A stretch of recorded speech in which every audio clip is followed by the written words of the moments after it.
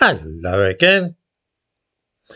Former Minister without portfolio in Rishi Sunak's government, Esther McVey, found herself trending on X, formerly Twitter, a couple of weeks ago, and being denounced in no uncertain fashion by people from across the political spectrum.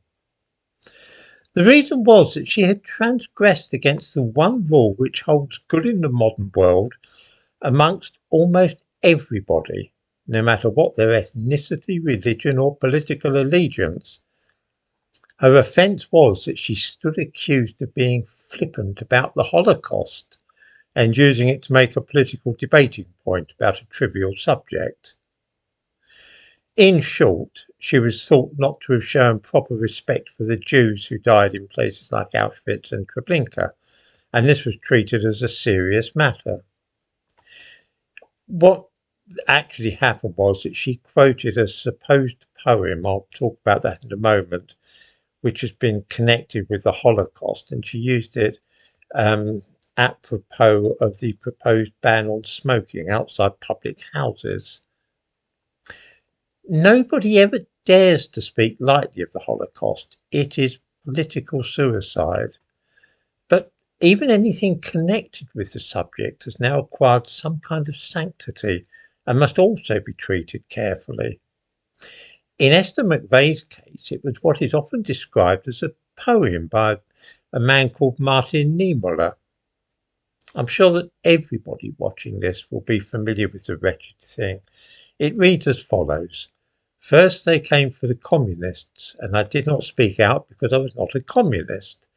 Then they came for the socialists, and I did not speak out because I was not a socialist.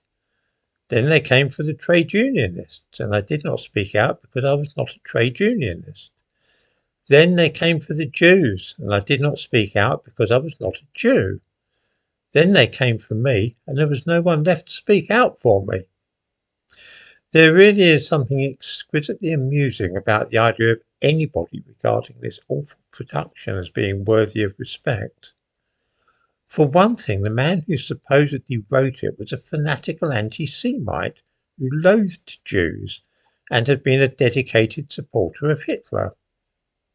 After the Second World War, the then Home Secretary in Britain issued an order forbidding him to enter Britain because of his Nazi sympathies. This man, Martin Niemöller, did not in any case write the supposed poem which we all know. That we should suppose this fake production to embody any elevated sentiments about the Jews or anybody else, or indeed to have any connection at all with the Holocaust, is absurd. It just goes to show how anything to do with the Holocaust quickly becomes untouchable and immune from criticism. I have written an essay about this matter, the history of that particular piece of poetry or prose, or call it what you will, and it's on my Substack account. I give a link to it in the description to this video, in which I give references for what I've been saying here. It's free to read, and I think that viewers might find it interesting.